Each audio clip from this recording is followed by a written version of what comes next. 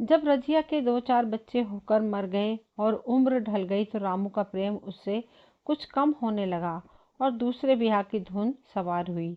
आए दिन रजिया से झकझक होने लगी। रामू एक ना एक बहाना खोजकर रजिया पे बिगड़ता और उसे मारता।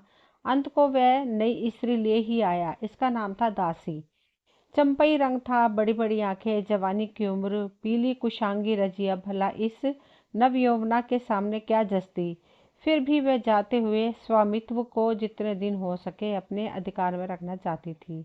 गिरते हुए छप्पर को थूनियों से संभालने की चेष्टा कर रही थी। इस घर को उसने मर मर कर बनाया है, उसे सहज ही में नहीं छोड़ सकती। वह इतनी बेसमझ नहीं कि घर छोड़कर चली जाए और दासी राज करे।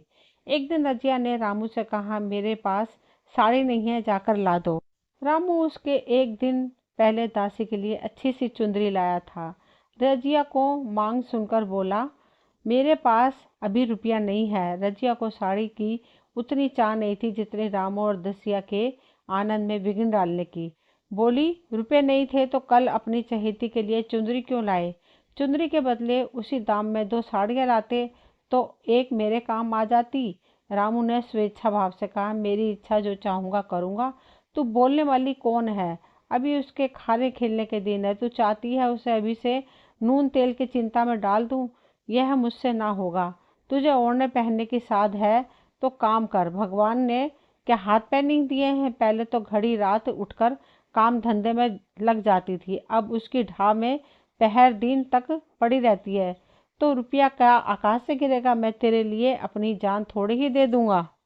रजिया ने कहा, तो क्या मैं उसकी लौंडी हूँ कि वह रानी की तरह पड़ी रहे और मैं घर का सारा काम करती रहूं? इतने दिनों छाती फाड़कर काम किया है, उसका यह फल मिला तो अब मेरी भला काम करने जाती है। मैं जैसे रखूंगा वैसे ही तुझे रहना पड़ेगा। मेरी इच्छा होगी रहूंगी, नहीं अलग हो जाऊंगी। जो तेरी इच्छा हो कर। मेरा गला छोड़। अच्छी बात है, आज से तेरा गला छोड़ती हूँ। समझ लूंगी विधवा हो गई हूँ। रामू दिल में इतना तो समझता था कि यह गृहस्थी रजिया की जोड़ी हुई है, चाहे उसके रूप में उसके लोचन विलास के लिए आकर्षण न हो। संभव था कुछ देर के बाद वह जाकर रजिया को मना लेता, पर दासी भी कूटनीति में कुशल थी। उसने गर्म लोहे पर चोटें जमाना शुरू की। बोली, आज देवी जी किस बात पे बिगड़ रही थी? रामू ने उदास मन से कहा, तेरी चुंदरी के पीछे। रजिया महाभारत मचाए हुए है, अब कहती है अलग रहूंगी। मैंने कह दिया, तेरी जो इच्छा हो कर। दसिया ने आंखें मटकाकर कहा, यह सब नखरे हैं कि आकर हाथ पांव जोड़े मनावन करे और कुछ नहीं। तुम चुपचाप बैठे रहो, 2-4 दिन में आप ही गर्मी उतर जाएगी। तुम कुछ बोलना नहीं, नहीं उसका मिजाज और आसमान पर चढ़ जाएगा। रामू ने गंभीर भाव से कहा, दासी तुम जानती नहीं हो वह कितनी घमंडी है। वह मुंह से तो कुछ कहती नहीं, उसे करके छोड़ती है। रेजिया को भी रामू से ऐसी कृतघ्नता की आशा न थी। वह अब पहले किसी सुंदरी नहीं, इसलिए रामू को अब उससे प्रेम नहीं। पुरुष चरित्र में यह कोई साधारण बात नहीं थी, लेकिन रामू उससे अलग रहेगा उसका उसे विश्वास न आता था। यह घर उसी ने पैसा पैसा जोड़कर बनवाया, गृहस्थी भी उसी की जोड़ी हुई है, अनाज का लेन देन उसी ने शुरू किया। इस घर में आकर उसने कौन कौन से कष्ट नहीं झेले, इसलिए तो कि पोरुख थक जाने पर एक टुकड़ा चैन से खाएगी और पड़ी रहेगी। आज वह इतनी निर्दयता से दूध की मक्खी की तरह निकाल कर फेंक दी गई। रामू ने इतना भी नहीं कहा, तू अलग नहीं रहने पाएगी, मैं या खुद मर जाऊंगा या तुझे मार डालूंगा, पर तुझे अलग ना होने दूंगा। तुझसे मेरा ब्याह हुआ है, हंसी ठट्टा नहीं है। तो अब जब रामू की उसकी परवाह नहीं है तो रामू को क्यों परवाह करे? क्या सभी स्त्रियों के पुरुष बैठे होते हैं? सभी के माँ बाप बेटे पोते होते हैं। आज उसके लड़के जीते होते तो मजाल थी कि वह नई स्त्री लाते और मेरी यह दुर्गति करते। इस निर्दयी को मेरे ऊपर इतनी भी दया न आई। नारी हृदय की सारी परवशता इस अत्याचार से विद्रोह करने लगी। वहीं आग जो मोटी लकड़ी को स्पर्श भी नहीं कर सकती, फूल को जलाकर भस्म कर देती है। दूसरे दिन रजिया एक दूसरे गांव में चली गई। उसने अपने साथ कुछ न लिया। जो साड़ी उसके देह पर थी वही उसकी सारी संपत्ति थी। विधाता ने उसको बालकों को पहले ही छीन लिया था, आज घर भी छीन लिया। रामू उस समय दासी के साथ बैठा हुआ अमोद विनोद कर रहा था। रजिया को जाते देखकर शायद वह समझ न सका कि वह चली जा रही है। रजिया ने यही समझा कि इस तरह चोरों की भांति वह जाना भी नहीं चाहती थी। वह दासी को उसके पति की ओर सारे गांव को दिखा देना चाहती थी कि वह इस घर से धेले की भी चीज नहीं लेके जा रही है। गांव वालों की दृष्टि में रामू का अपमान करना ही उसका लक्ष्य था। उसके चुपचाप चले जाने से तो कुछ भी ना होगा, रामू उल्टा सबसे कहेगा रजिया घर की सारी संपदा उठा ले गई। उसने रामू को पुकार कर कहा, संभालो अपना घर, मैं जाती हूँ, तुम्हारे घर की कोई भी चीज अपने साथ नहीं ले जाती। रामू एक क्षण के लिए कर्तव्य भ्रष्ट हो गया। क्या कहें उसकी समझ में ना आया। उसे आशा ना थी कि वह यूं जाएगी। उसने सोचा था जब वह घर ढोकर ले जाने लगेगी तब वह गांव वालों को दिखाकर उनकी सहानुभूति प्राप्त करेगा। अब क्या करे। दसिया बोली, जाकर गांव में ढिंडोरा पीट आओ, यहाँ किसी का डर नहीं। तुम अपने घर से ले ही क्या आई थी जो कुछ लेकर जाओगी। रजिया ने उसके मुंह न लगकर रामू ही से कहा, सुनते हो अपनी चहेती की बातें, फिर भी मुंह नहीं खुलता। मैं तो जाती हूँ, लेकिन दसो रानी तुम भी बहुत दिन राज ना करोगी। ईश्वर के दरबार में अन्याय नहीं फलता, वह बड़े बड़े घमंडियों का घमंड चूर कर देते हैं। दसिया ठट्ठा मारकर हंसी, पर रामू ने सिर झुका लिया। रजिया चली गई। रजिया जिस नए गांव में गई थी वह रामू के गांव से मिला ही हुआ था, अतएव यहाँ के लोग उससे परिचित हैं। वह कैसी कुशल गृहिणी है, कैसी मेहनती, कैसी बात की सच्ची, ये यहाँ किसी से छिपा ना था। रजिया को मजूरी मिलने से कोई बाधा ना हुई। जो एक लेकर दो का काम करे, उसे काम की क्या कमी। 3 साल तक रजिया ने कैसे काटे, कैसे एक नई गृहस्थी बनाई, कैसे खेती शुरू करी, उसका बयान करने बैठे तो पोथ ही हो जाए। संचय के जितने मंत्र हैं, जितने साधन हैं, वे रजिया को खूब मालूम थे। फिर अब उसे लाग हो गई थी, और लाग में आदमी की शक्ति का पारावार नहीं रहता। गांव वाले उसका परिश्रम देखकर दांतों तले उंगली दबाते थे। वह रामू को दिखा देना चाहती है, मैं तुझसे अलग होकर भी आराम से रह सकती हूँ। वह अब पराधीन नारी नहीं है, अपनी कमाई खाती है। रजिया के पास बैलों की एक अच्छी जोड़ी है। रजिया उन्हें केवल खली भूसी देकर नहीं रह जाती, रोज दो दो रोटियां भी खिलाती है, फिर उन्हें घंटों सहलाती है। कभी कभी उनके कंधों पर सिर रखकर रोती है और कहती है, अब बेटे हो तो पति हो तो तुम ही हो, मेरी लाज अब तुम्हारे हाथ है। दोनों बैल शायद रजिया की भाषा और भाव समझते हैं। वे मनुष्य नहीं बैल हैं। दोनों सिर नीचा करके रजिया का हाथ चाटकर उसे आश्वासन देते हैं। वे उसे देखते हैं कि कितने प्रेम से उसकी ओर ताकने लगते हैं, कितने वर्ष से कंधे झुकाकर उस पर जुबा रखवाते हैं, कैसा जी तोड़ काम करते हैं। ये वे ही लोग समझ सकते हैं जिन्होंने बैलों की सेवा की हो और उनके हृदय को अपनाया है। रजिया इस गांव की चौधराइन है। उसकी बुद्धि जो पहले नित्य आधार खोजती रहती थी और स्वच्छंद रूप से अपना विकास न कर सकती थी, अब छाया से निकलकर प्रौढ़ और उन्नत हो गई है। एक दिन रजिया घर लौटी तो एक आदमी ने कहा, तुमने नहीं सुना चौधराइन, रामू तो बहुत बीमार है। सुना, 10 लगन हो गए हैं। रजिया ने उदासीनता से कहा, जुड़ी है क्या। जुड़ी नहीं, कोई दूसरा रोग है। बाहर खाट पे पड़ा था, मैंने पूछा कैसा जी है। रामू रोने लगा, बुरा हाल है, घर में एक पैसा भी नहीं कि दवा दारू करे। दसिया के एक लड़का हुआ, वह तो पहले भी काम धंधा ना करती थी, अब तो लड़कोरी है, कैसे काम करने जाए। सारी मार रामू के सिर जाती है। फिर गहने चाहिए, कपड़े चाहिए, नई दुल्हन, यूं कैसे रहे। रजिया ने घर में जाते हुए कहा, जो जैसा करेगा आप भोगेगा, लेकिन अंदर उसका जीने लगा। वे एक क्षण में फिर बाहर आई। शायद उस आदमी ने कुछ पूछना चाहती थी, इस अंदाज से पूछना चाहती थी मानो उसे कुछ परवाह नहीं है, पर वह आदमी चला गया था। रजिया ने पूरा पश्चिम जा जाकर देखा, वह कहीं न मिला। तब रजिया द्वार की चौखट पर बैठ गई। उसे वे शब्द याद आए जो उसने 3 साल पहले रामू के घर से चलते समय कहे थे। उस वक्त जलन में उसने वह शाप दिया था। अब वह जलन न थी, समय ने उसे बहुत कुछ शांत कर दिया था। रामू और दासी की हीन अवस्था अब ईर्ष्या के योग्य नहीं, दया के योग्य थी। उसने सोचा, रामू को 10 लगन हो गए हैं तो अवश्य ही उसकी दशा अच्छी न होगी। कुछ ऐसा मोटा ताजा तो पहले भी ना था। 10 लगन ने तो बिल्कुल ही घुला डाला होगा। फिर इधर खेती बाड़ी में भी टोटा ही रहा, खाने पीने को भी ठीक ठाक ना मिला होगा। पड़ोस की एक स्त्री ने आग लेने के बहाने आकर पूछा, सुना रामू बहुत बीमार है, जो जैसा करेगा वैसा पाएगा। तुम्हें इतनी बेदर्दी से निकाला कि कोई अपने बैरों को भी नहीं निकालेगा।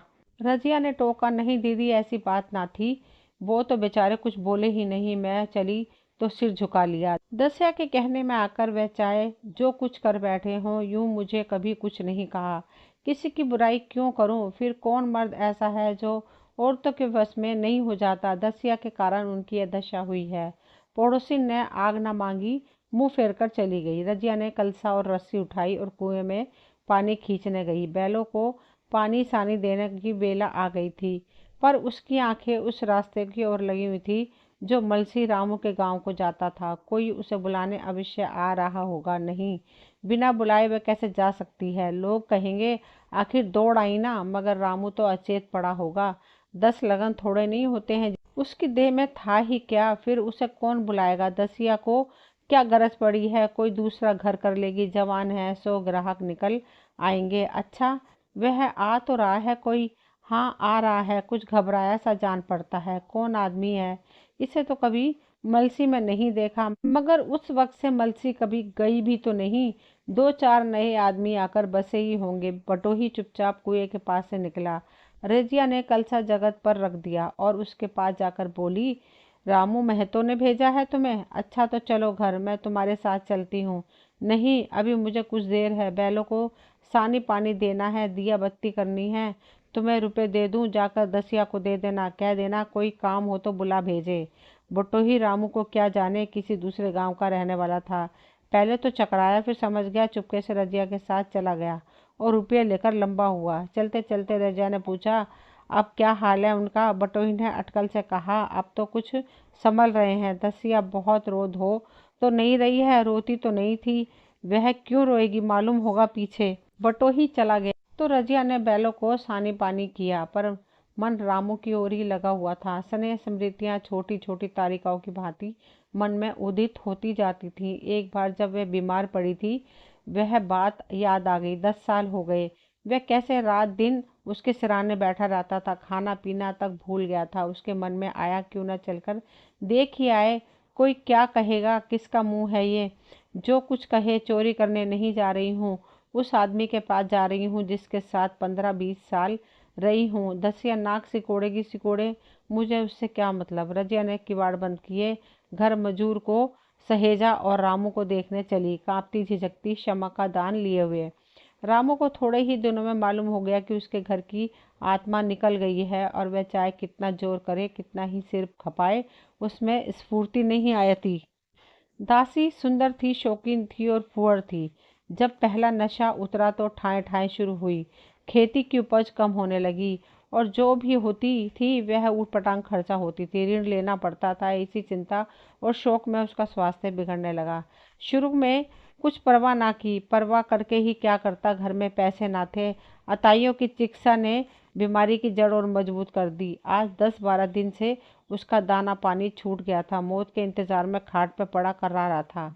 अब वह दशा हो गई थी कि जब हम भविष्य से निश्चित होकर अतीत में विश्राम करते हैं, जैसे कोई गाड़ी आगे का रास्ता बंद पाकर पीछे लौटे। रजिया को याद करके वह बार बार रोता और दासी को कोसता, तेरे ही कारण मैंने उसे घर से निकाला। वह क्या गई? लक्ष्मी चली गई, मैं जानता हूँ। अब भी बुलाऊं तो दौड़ी आएगी, लेकिन बुलाऊं किस मुंह से? एक बार वह आ जाती और उससे अपने अपराध क्षमा करा लेता, फिर मैं खुशी से मरता और लालसा नहीं है। सहसा रजिया ने आकर उसके माथे पर हाथ रखते हुए पूछा, कैसा जी है तुम्हारा? मुझे तो आज हाल मिला। रामू ने सजल नेत्रों से उसे देखा, पर कुछ कह न सका। दोनों हाथ जोड़कर उसे प्रणाम किया, पर हाथ जोड़े ही रह गए और आंख उलट गई। लाश घर में पड़ी थी। रजिया रोती थी। दसिया चिंतित थी। घर में रुपए का नाम नहीं, लकड़ी तो चाहिए ही। उठाने वाले भी जलपान करेंगे ही, कफन के बगैर लाश उठेगी कैसे? 10 से कम का खर्च ना था। यहाँ घर में 10 पैसे भी नहीं। डर रही थी कि आज गहनों पर आफत आएगी। ऐसे कीमती भारी गहने ही कौन थे? किसान की बिसाती क्या? 2-3 नग बेचने से 10 मिल जाएंगे, मगर और हो ही क्या सकता है? उसने चौधरी के लड़के को बुलाकर कहा, देवर जी, ये बेड़ा कैसे पार लगे? गांव में कोई धेले का भी विश्वास करने वाला नहीं। मेरे गहने हैं। चौधरी ने कहा, इन्हें गिरवी रखकर आज का काम चलाएं, फिर भगवान मालिक है। रजिया से क्यों नहीं मांग लेती? सहसा रजिया आंखें पोंछती हुई आ निकली, कान में भनक पड़ी। पूछा, क्या है जोखू? क्या सलाह कर रहे हो? अब मिट्टी उठाओगे कि सलाह की बेला है? हाँ, उसी का इंतजाम कर रहा हूँ। रुपए पैसे तो यहाँ होंगे नहीं, बीमारी में खर्च हो गए होंगे। इस बेचारी को तो उन्होंने बीच मझधार में लाकर छोड़ दिया। तुम लपक कर उस घर चले जाओ। भैया कौन है? दूर कुंजी लेते आओ। मजूर से कहना भंडार से 50 रुपये निकाल ले। कहना ऊपर की पटरी पर रखे हैं। वह जो कुंजी लेकर उधर गया, इधर दसिया राजो के पैर पकड़कर रोने लगी। बहनापे के ये शब्द उसके हृदय में बैठ गए। उसने देखा रजिया में कितनी दया, कितनी क्षमा है। रजिया ने उसे छाती से लगाकर कहा, क्यों रोती है बहन? वह चला गया, मैं तो हूँ, किसी बात की चिंता न कर। इसी घर में हम और तुम दोनों उसके नाम पर बैठेंगी। मैं वहां भी देखूंगी, यहाँ भी देखूंगी। धाप भर की बात ही क्या, कोई तुमसे गहने पाते मांगे तो मत देना। दसिया का जी होता था कि सिर पटक कर मर जाए। इसे उसने कितना जलाया, कितना रुलाया, घर से निकाल कर छोड़ा। रजिया ने पूछा, जिस जिसके रुपए हो सूरत करके मुझे बता देना, मैं झगड़ा नहीं रखना चाहती। बच्चा दुबला क्यों हो रहा है? दसिया बोली, मेरा दूध होता ही नहीं। गाय जो तुम छोड़ गई थी वह मर गई, दूध नहीं पीता। राम राम, बेचारा मुरझा गया। मैं कल ही गाय लाऊंगी, सभी गृहस्थी उठा लाऊंगी। वहाँ रखा ही क्या है? लाश। धूप से उठी रजिया उसके साथ गई। दाग कर्म किया, भोज हुआ, कोई 200 रुपये खर्च हो गए, किसी से मांगने न पड़े। दसिया के जौहर भी सी त्याग की आंच में निकल आए, विलासनी सेवा की मूर्ति बन गई। आज रामू को मरे 7 साल हुए। रजिया घर संभाले हुए है। दसिया को वह सोत नहीं बेटी समझती है। पहले उसे पहनाकर तब आप पहनती है, उसे खिलाकर आप खाती है। जोखिम पड़ने जाता है, उसकी सगाई की बातचीत पक्की हो गई है। इस जाति में बचपन में ही ब्याह हो जाता है। दसिया ने कहा, बहन गहने बनवा कर क्या करेगी? मेरे गहने तो धरे ही हैं। रजिया ने कहा, नहीं री, उसके लिए नए गहने बनवाऊंगी, अभी तो मेरा हाथ चलता है। जब थक जाऊं तो जो चाहे करना। तेरे अभी पहनने ओढ़ने के दिन है, तू अपने गहने रहने दे। नाहिन ठकुर सोहाती करके बोली, आज जोखू के बाप होते तो कुछ और ही बात होती। रजिया ने कहा, वे नहीं हैं तो मैं तो हूँ, वे जितना करते मैं उसका दूना करूंगी। जब मैं मर जाऊंगी तब कहना जोखू का बाप नहीं है। ब्याह के दिन दसिया को रोते देखकर रजिया ने कहा, बहू तुम क्यों रोती हो? अभी तो मैं जीती हूँ, घर तुम्हारा है, जैसे चाहो रहो, मुझे एक रोटी दे दो बस। और मुझे क्या करना है? मेरा आदमी मर गया, तुम्हारा तुम्हारा तो अभी जीता है। दसिया ने उसकी गोद में सिर रख दिया और खूब रोई। जीजी तुम मेरी माता हो, तुम ना होती तो मैं किसके द्वार पर खड़ी होती? घर में तो चूहे लौटते थे, उनके राज में मुझे दुख ही दुख उठाने पड़े। सुहाग का सुख तो मुझे तुम्हारे राज में मिला। मैं दुख से नहीं रोती, रोती हूँ भगवान की दया पर कि कहाँ मैं और कहाँ यह खुशहाली। दोस्तों ये कहानी यहीं तक थी। मुझे उम्मीद है आप सभी को पसंद आई होगी। अगर पसंद आई हो तो प्लीज़ चैनल को सब्सक्राइब करें, वीडियो को लाइक शेयर करें। मिलती हूँ अगली कोई नई कहानी लेकर। तब तक के लिए आप सभी का तहे दिल से शुक्रिया।